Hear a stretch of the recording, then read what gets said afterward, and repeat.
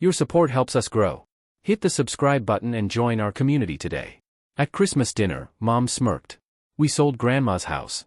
You were never in the will anyway. My sister laughed. Good, he'd waste it. I took a sip of wine and said, hope you enjoy the cash. I'm the one who bought it. The room fell silent. My name's Matthew, I'm 32, and I've always felt like the odd one out in my family. Not in some quirky, lovable sitcom way, but more like the puzzle piece that never belonged in the box. From the time I could talk, I was the afterthought, wedged between Sophia, my golden child older sister, and Ryan, the baby everyone needed to protect, even from his own messes. Me, I was just there, quiet, responsible, low maintenance. And because I didn't demand attention, I never got any. The only time I felt even remotely seen was during holidays at my grandmother's place. Grandma Margaret lived in this creaky two-story house on a sleepy street where the maple trees blazed gold every autumn. She had this wide front porch and would sit in her worn wicker chair humming Sinatra, always calling me her favorite listener. She never said it outright, but I think she saw what everyone else didn't, that I was trying. That I noticed when Mom rolled her eyes behind my back whenever I talked about school. That Dad could ask Ryan about sports and Sophia about grades, but I just got a lifeless, how's life? Grandma made me feel like I mattered. She taught me how to garden, balance a checkbook, cook a perfect pot roast. She saved the last scoop of mashed potatoes just for me, even when Sophia whined about not getting enough. When she died, I was 21 and in college, too broke to fly home. My parents didn't offer to help. Didn't even tell me the funeral was rescheduled. By the time I got the voicemail, she'd already been buried. They told me it was a small family thing, everyone's grieving, it's not about you. But it felt like it always had, like I was a footnote in my own story. Years went by, and I built a life that didn't include them. I moved out west, got into software development, climbed the ladder bit by bit. I didn't cut them off, just learned to keep a safe emotional distance, the kind you master when you've stopped fighting for scraps of affection. Occasionally, I'd get the generic group text, a half-day late, happy birthday, Matthew, or a last-minute invite to a family reunion when Sophia realized she needed my share of the Airbnb cost. I rarely went, and when I did, I stayed quiet, smiled through the passive-aggressive comments, and left early. But there was one thing I never fully let go of, Grandma's house. After her passing, my parents took control of the property. They said she'd left it to them for simplicity's sake. I didn't push back, I didn't even ask to see the will, I was just a broke college student drowning in student loans. The house sat mostly empty over the years. Ryan would use it to clear his head, Sophia, to escape the city. I visited once, maybe 2 years after the funeral. The place still smelled like lavender and cinnamon. Her rocking chair and piano were untouched, but something felt off, hollow, like the house knew it was waiting to be gutted. I asked my parents what the plan was, they deflected, said it was complicated, tax issues, market timing, all that. I nodded and let it go. But deep down, I couldn't shake the feeling that something was wrong. Last year, I found out the house was up for sale, not from my family, but from an old friend who still lived in town. He texted me, hey, saw a for sale sign on your grandma's house, thought you guys were keeping it, that sucks. That message hit like a punch to the gut. I called my mom that night, she answered like everything was normal. Oh, hi honey, everything okay? You're selling grandma's house? I asked. There was a beat of silence, just long enough to sting. Well, yes, we meant to tell you, it's just you're so busy in California and we didn't think you'd be interested. Interested? I repeated, it's grandma's house. Yes, and we've been maintaining it for years, it's become a burden, and the market's really good right now. I didn't argue, didn't yell, I just said, thanks for letting me know, and hung up. Then I sat in the dark, staring at the ceiling fan as it lazily spun above me. Something shifted inside, not rage, just clarity. I'd spent too long letting them decide what I did and didn't deserve. The next week, I started making quiet moves. I called the realtor listed on the sign, introduced myself using my middle name, James, and claimed to be an out-of-state investor.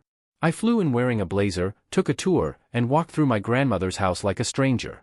My heart cracked in places I didn't know were still tender. The garden was a jungle, the wallpaper was peeling, but her spirit was still there in the corners. When the realtor asked if I was serious about buying, I said, very. I didn't overbid, I didn't get emotional, I used a shell company I'd formed months earlier for another property. The paperwork was clean, the sale moved quickly. Just like that, I owned Grandma's house, but I didn't say a word, not yet. Christmas was around the corner, and sure enough, early December, Sophia fired off the group text, Christmas dinner at Mom and Dad's, 7 p.m., formal attire, big news, RSVP. I booked a flight. I showed up at their door in a charcoal suit, wine bottle in hand. Ryan opened the door, already tipsy, and greeted me with, well, if it isn't the ghost of Christmas past. Inside, the decorations were their usual extra, garlands, blinking lights, mechanical reindeer that clacked when they moved. Sophia sat in a sequined gold dress, scrolling her phone and sipping champagne. My parents were in full host mode, Mom bustling in the kitchen, Dad holding court in the living room. Dinner started off typical: ham, mashed potatoes, Sophia gushing about her latest promotion, Ryan cracking jokes about crypto. I stayed quiet, smiled, played along. Then, between dessert and the second glass of wine, Mom looked up and beamed. Oh, we finally sold Grandma's house just last week. Buyers were very eager, thank God. Sophia laughed. About time. That place was a total waste of space, and let's be honest, Matthew was never in the will anyway. I set my glass down, let the silence build. Ryan chuckled. Yeah, he probably would have turned it into a tech bunker or some weird startup cult. I looked around at the people who always assumed I'd stay silent, that I'd let it slide.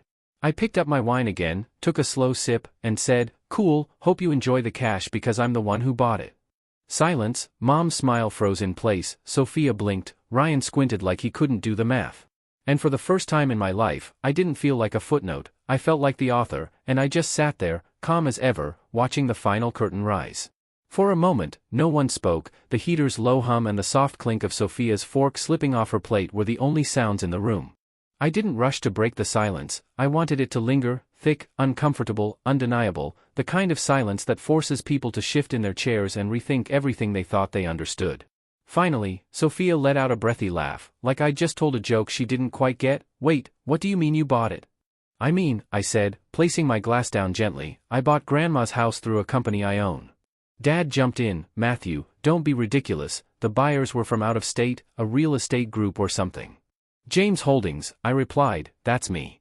Mom blinked. That's not you, that's not your name. James is my middle name, I used it to form the LLC, legal, quiet, simple.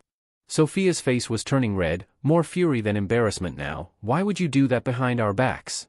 That word "our" rang in my ears like a trespass alarm, like I'd intruded on something sacred, even though I'd grown up knowing I never truly belonged. I shrugged. It was listed, I made an offer, it was accepted, nothing behind anyone's back. But we could have asked for more if we knew it was you, Mom blurted. And there it was, it wasn't about Grandma or legacy, it was about the money, of course it was. Dad leaned forward, arms crossed. So what, you just bought it to spite us, to show off? No, I said flatly, I bought it because it mattered to me, because none of you seemed to care what happened to it. Ryan chuckled under his breath. So, let me get this straight, you overpaid for that old dump just to feel something? Funny, I replied, not even looking at him, I actually got it below asking. Your realtor wasn't great at screening offers. The tension at the table could have been cut with a butter knife, but instead of retreating or making peace like I always had, I stayed put, let them stew, let them realize for once they weren't writing the script. The rest of dinner was strained. Sophia stabbed at her food too forcefully, Ryan kept checking his phone like it was a portal to escape, Mom vanished to check on dessert and didn't return for 15 minutes, Dad kept sipping his scotch, jaw locked, eyes distant. After dinner, I helped clear the table, mostly to keep busy. When I reached for Sophia's plate, she grabbed my wrist. Why didn't you tell us? She hissed. You think this makes you better than us or something? I met her eyes. No, it means I stopped waiting for permission to do what felt right. She dropped my wrist like it burned her. You're unbelievable. You're welcome to visit sometime, I added. Maybe I'll show you the garden, I'm thinking of planting sunflowers. She stormed off. Dessert was store-bought tiramisu, Mom pretended it was homemade. I made my excuses, claimed an early flight, avoided hugs, except a stiff, half-hearted one from Dad. As I reached the door, Mom followed. You blindsided us, she said in a low, sharp tone. This family makes decisions together, you know that.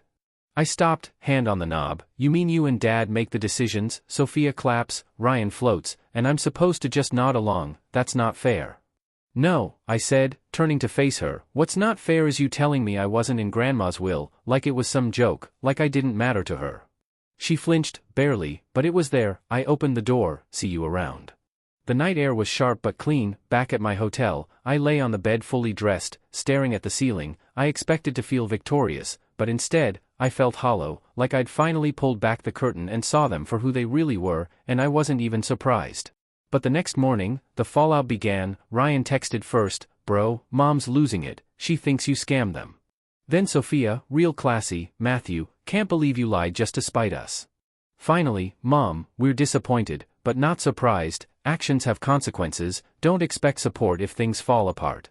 I stared at that last one, support. I'd never asked for anything, not when I couldn't afford Grandma's funeral, not when I struggled with rent, not even when I got my first promotion and no one responded to my group text. They'd done nothing but withhold, and now they acted like I'd betrayed them.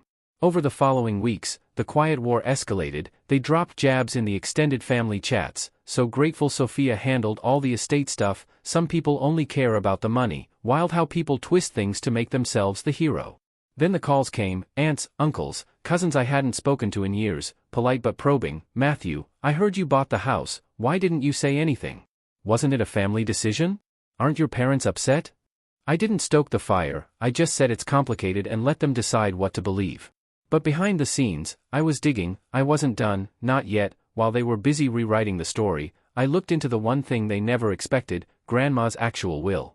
Mom always claimed it was simple, she left it to us, clean and drama-free, I believed her, I was used to being excluded. But something about that Christmas dinner stayed with me, the way Mom smirked, the way Sophia laughed like it was some inside joke, the speed of the sale once I asked questions. One evening, curled up on my warm couch with a laptop and a drink, I started looking, I didn't expect much, curiosity is strange like that, it pulls you forward before you know what you're even looking for. I began with public records, the deed transfer from Grandma to my parents 3 weeks after the funeral, not through probate, a quitclaim deed, red flag, why use that instead of letting it pass through the will? I called the county records office the next day and asked about probate filings, the woman was helpful, if slightly bored, and pointed me to the year Grandma passed, and there it was, Margaret Wilson's will, filed. I requested a copy, 5 days later, it arrived, I opened it at my kitchen table, hands trembling, I, Margaret Wilson, being of sound mind and memory, do hereby declare this to be my last will and testament. Her voice echoed in my mind, I could picture her at that oak desk in her study, under the warm glow of her brass lamp. Then I reached the line that changed everything, to my beloved grandson, Matthew James Wilson, I leave my home and all its contents, as he has always valued the history and heart of our family, I trust he will preserve what matters. I read it 3 times, not Mom, not Dad, not Sophia or Ryan, me, she left it to me, and somehow I had never been told, never seen the will, never even heard a whisper of it. The rest of the will distributed other things, jewelry to Sophia, my grandpa's old watch to Ryan, some savings to a local animal shelter, but the house, that wasn't some oversight, that wasn't a simple transfer, it was deliberate, specific, and they'd lied, not just omitted, lied. They told me I was never in the will, they'd mocked me at dinner, made me feel like a fool, all while knowing they had stolen something meant for me. I felt something rupture inside me, not anger, not sadness, something deeper, a kind of betrayal that coils in your gut and hollows you out from the inside. For a long time, I sat there, unmoving, the paper lay in front of me, real and solid and damning, my hands trembled, my teeth clenched, she trusted me, and they took it anyway. The more I thought about it, the more things started to make sense, why they rushed the sale, why they never showed me the paperwork, why Mom always said, the house was too much responsibility for you. They didn't just assume I didn't care, they assumed I'd never look, that I'd stay quiet like I always had, that I'd shrug and disappear into the background, but not this time. The next day, I contacted a lawyer, I laid everything out, what I'd found, how the house had been transferred, the will, the dates. He was calm but visibly intrigued. Let me guess, he said, flipping through the pages, your parents never submitted this version to probate. Looks like it, I said, voice tight. He nodded slowly, there might have been an older version that left everything to your mother, they could have filed that one instead, but this version here, it's newer, dated a month before your grandmother passed, and that makes it legally binding. If we can prove this was her last will, and that the quitclaim deed was executed under false pretenses, then yes, you have a case. A case, that word echoed in my head, I wasn't sure I even wanted the legal battle, it wasn't about clawing back every cent, it was about what it represented, about how easily they'd erased me from the narrative, from my own inheritance, how comfortably they'd sat around a holiday table, smug and secure, laughing at the idea that I might matter.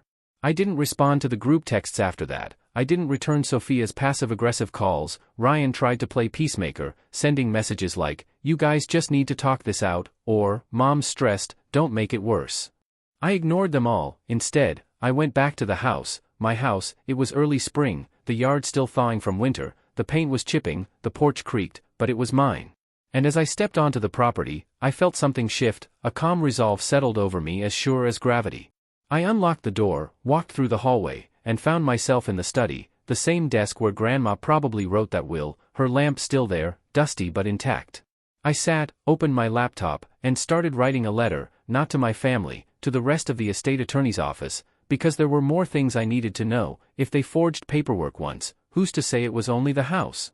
The thing about betrayal is that it doesn't hit you all at once, it trickles in, a little more each day, like a leak in the ceiling, silent, steady, rotting everything beneath the surface before you even realize what's been damaged. That's what the weeks after discovering the will felt like, quiet rot. I didn't tell anyone, not even my closest friends, not the woman I'd been casually seeing, not the guy at work who once called me his emergency contact after a bad bike accident. I didn't know how to talk about it. How do you explain that your family stole your inheritance, lied to your face, then mocked you for not being included in something that was yours all along? I didn't cry, I couldn't, not at first, but something in me started to pull away from everything, like my emotional reflexes had shut down to protect what little trust one had left in the world. I went to work, answered emails, showed up to meetings, but I wasn't there, not really. I skipped lunch with coworkers, let calls go to voicemail. I walked through each day with a numb kind of precision, like a shadow of myself. And then came the call. It was my mom again. I don't know why I answered, maybe I was curious to hear what lie she'd try next. Her voice was soft, performative. "Hi, sweetheart." I didn't answer. "We've been thinking a lot about that night, Christmas. Things got a little out of hand." Still silent. She sighed, deep and rehearsed. "We didn't know how much that house meant to you. You never said anything." I nearly laughed. I never said anything. What was I supposed to do? Write a heartfelt letter to be considered for the bare minimum of fairness? She kept going. "We understand you're upset, but you have to see this from our side. We were trying to make things simpler, less messy. You've always had your own life out there, and well, your sister and Ryan have had a rough few years."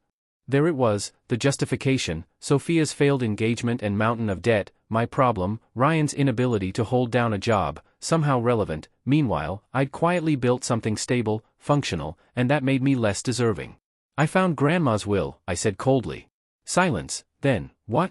"The most recent version, the one that names me as the sole heir to the house."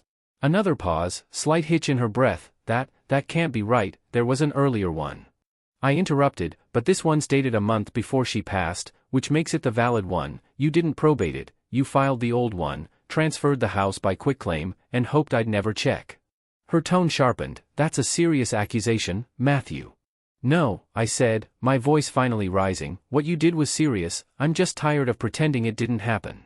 She went quiet again, and then she hung up. No goodbye, no apology, just silence. That silence became the defining noise of the next month. I expected a storm, more angry texts, maybe even a legal response, but instead, they went dark completely, as if they were scrambling behind the scenes, figuring out how to spin this. Meanwhile, I started to spiral. I'd like to say I rose above it, that I held my head high and kept moving forward, but I didn't, not right away. I stopped showing up at work for a few days, claiming food poisoning. I drank too much, ate too little, wandered around the house late at night with a flashlight, trying to feel close to Grandma again, trying to feel anything again. I found her old journals in a dusty box beneath the staircase, and for hours, I just sat there on the wooden floor, flipping through them. Her handwriting, loopy, elegant, patient, calmed something in me. In one entry, dated just a week before she died, she'd written, "I finalized the new will. It's what feels right. I love all my grandchildren, but only one of them ever sat with me without needing anything. Matthew will care for this home, I know he will." That was the moment I broke, not in anger, in grief. I wept quietly in that old hollow house, for her, for the child I used to be, for the version of me that still clung to hope that this family, my family, might one day see me. I stayed the night on the old couch, no heat, just a blanket and the smell of aged wood and memory, but for the first time in weeks, I slept deep, uninterrupted sleep. The next morning, I made a decision. I wasn't going to fight them yet. I wasn't going to launch a public family war, not while they were still pretending nothing had happened. That's what they expected: drama, noise, me swinging wildly out of desperation. No, I was going to plan quietly, strategically. I started meeting with my lawyer more regularly, building a timeline, collecting every text, every voicemail, every signed document. We mapped out their entire shell game, from the probate filing to the deed transfer to the recent sale attempt.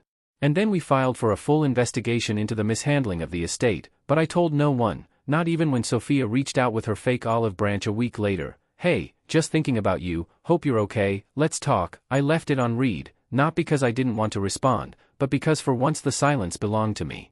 In the meantime, I returned to work, cleaned up my apartment, started cooking again, little steps. I wasn't okay, not fully, but I was moving again, and that mattered. Back at the house one weekend, I noticed something new, a car parked down the street, same one 3 days in a row. At first, I thought it was just a neighbor's guest, but on the fourth day, I recognized the driver, Dad. He didn't approach, didn't get out, just sat there watching. He thought I didn't notice, but I did. And I realized something important in that moment. They weren't scared of losing money, they were scared of losing control, which meant for the first time in my life, I had leverage, and I wasn't done using it. For most of my life, my family's attention or lack of it dictated how I moved through the world. I was shaped by their indifference, their favoritism, their constant need to remind me that I was the quiet one, the forgettable one, the one who always had enough and didn't need help. It wasn't until they took something sacred from me, Grandma's house, that I finally understood what I had let them get away with, but once I saw it clearly, there was no going back. I'd hit bottom, sure, but something about rock bottom gives you a perfect view of everything above you, and I was ready to climb. The first step was reclaiming space, not just the physical house, but the mental room they'd taken up in my life. I deleted the family group chat, blocked Sophia and Ryan on socials, and quietly set new boundaries with extended relatives. When my Aunt Patricia messaged me a half-hearted, "Hope you're doing okay, your mom's very upset," I didn't respond. I didn't know anyone an explanation. Let them talk, let them guess. I was done performing. The second step was restoring the house. It became a project, something to pour myself into. I took a few weeks off work, not for mental health, though I probably needed that, too, but to roll up my sleeves and do something real. I hired a contractor to fix the foundation cracks and water damage, consulted an interior designer who specialized in historical homes, and found an old photo album of Grandma's tucked away in a hallway closet. Every detail, every fixture, every color scheme, I brought it back to life with purpose. Neighbors started noticing, some remembered her, came by and told stories. One woman, Mrs. Russo from across the street, brought over banana bread and said, "Your grandmother would be proud of what you're doing here, she talked about you all the time." And for the first time in a long time, I felt proud of myself, too. The house wasn't just a home anymore, it was a symbol, a quiet declaration that I could build something, that I wasn't the forgotten middle child, the background character. I was the protagonist now, the architect of this chapter. Meanwhile, my lawyer continued digging, and what he uncovered only made their betrayal deeper. Apparently, Grandma had updated her will not once, but twice in her final year. The first change had removed Sophia as a secondary executor, the second, dated just 10 days before her passing, formally cut both my parents out of any control over her estate, naming an independent executor from her church congregation. But that man had died a month before her, and my parents had pounced on the confusion. They'd never told anyone about the newest version. They submitted the oldest one they could find, forged Grandma's signature on a quitclaim deed, and made sure the estate passed peacefully into their hands. It was fraud, clear as day. Armed with that, my lawyer began preparing something bigger, a civil case, not just to reclaim what had been stolen, but to expose it, to show the court that what they did wasn't a misunderstanding, it was calculated, it was theft disguised as caretaking. But I wasn't just thinking about courtrooms anymore, I was thinking about legacy, so I created a non-profit. It started as a simple idea, the Margaret Foundation. Its mission was to restore and preserve the homes of elderly people who'd passed, especially when they had no one left to protect their wishes.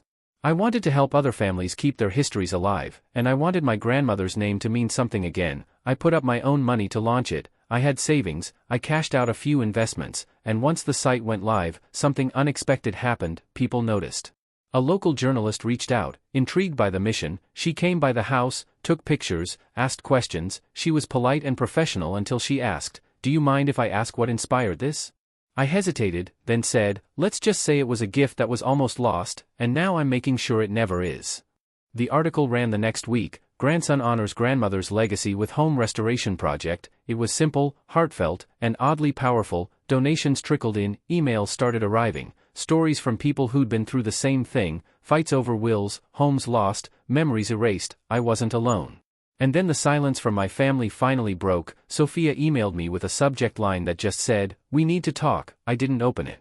2 days later, Ryan called from an unknown number. I picked up out of curiosity. "Matthew, man, come on, this is getting out of hand," he said. "You're dragging the family through the mud, everyone's talking about that article." I didn't name anyone. If people are assuming, maybe that's on them, I replied.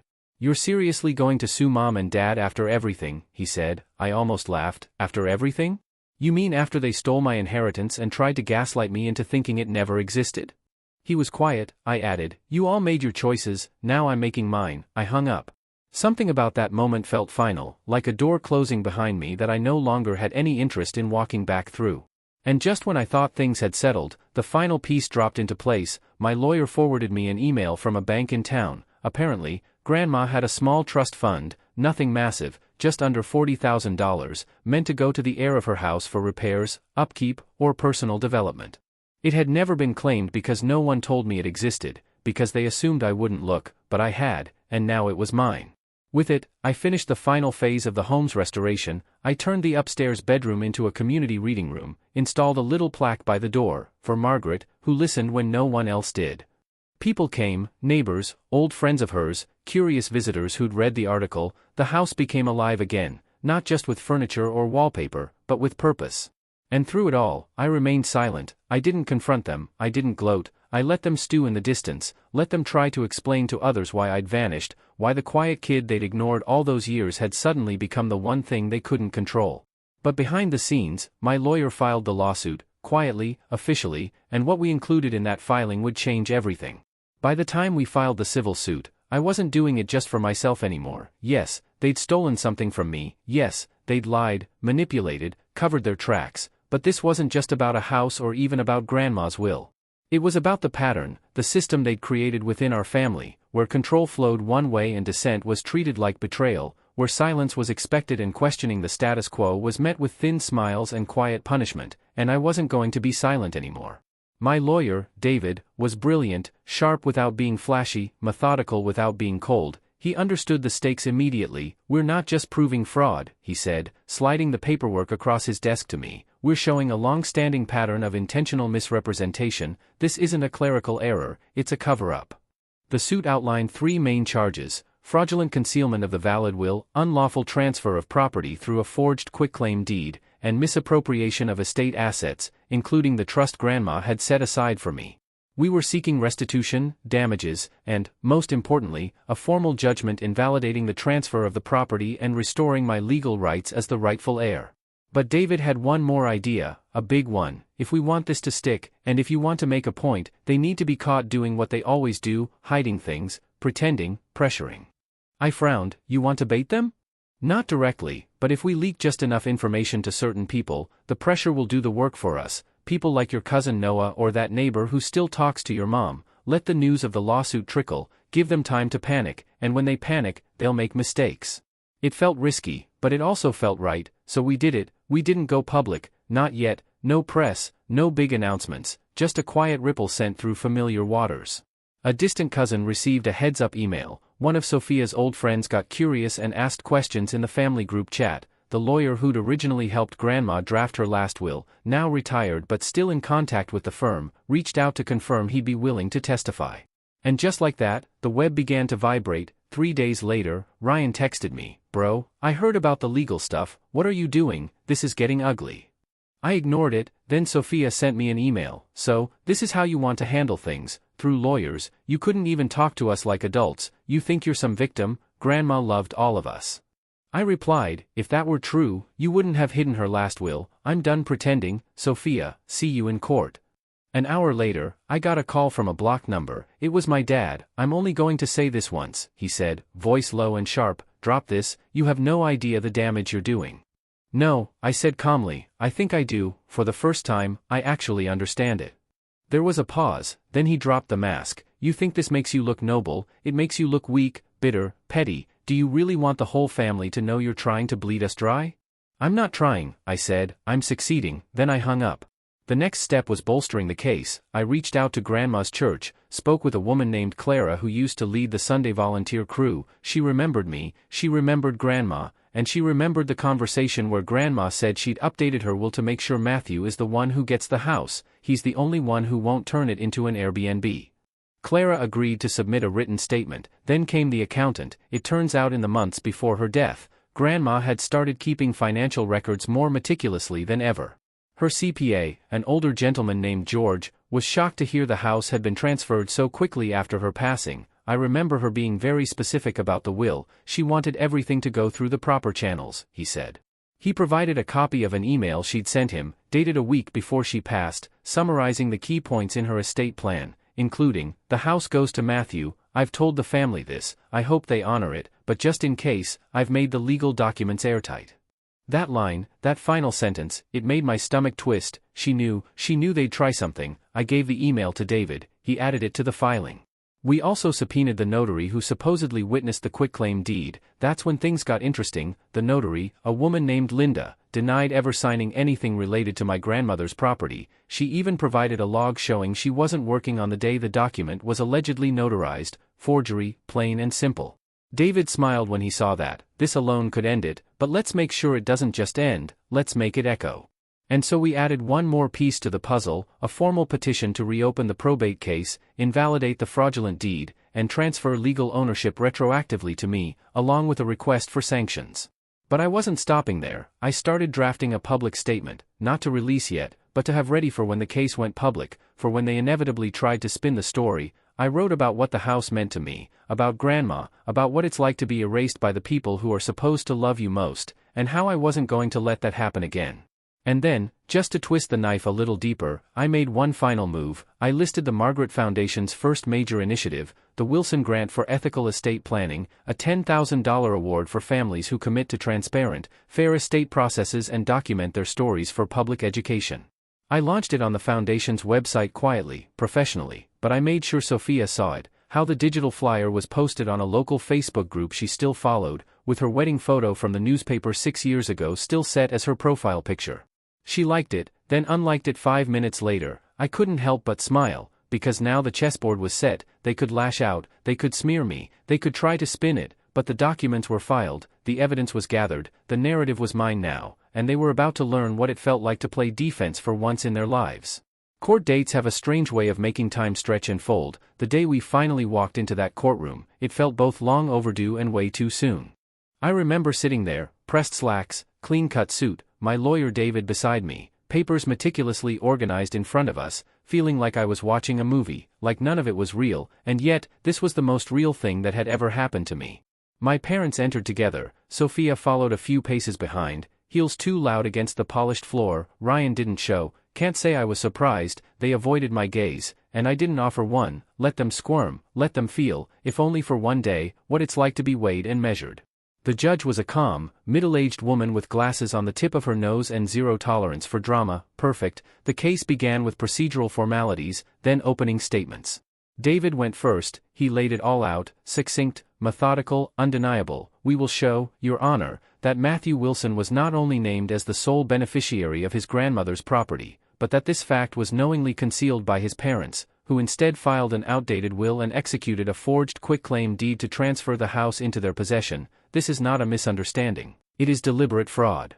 I could feel the atmosphere change. Their lawyer, a man I remembered from some tacky local ad years ago, stood and tried to spin it all as a simple misunderstanding. There was no ill will, he claimed, just confusion. The family had done their best in a trying time.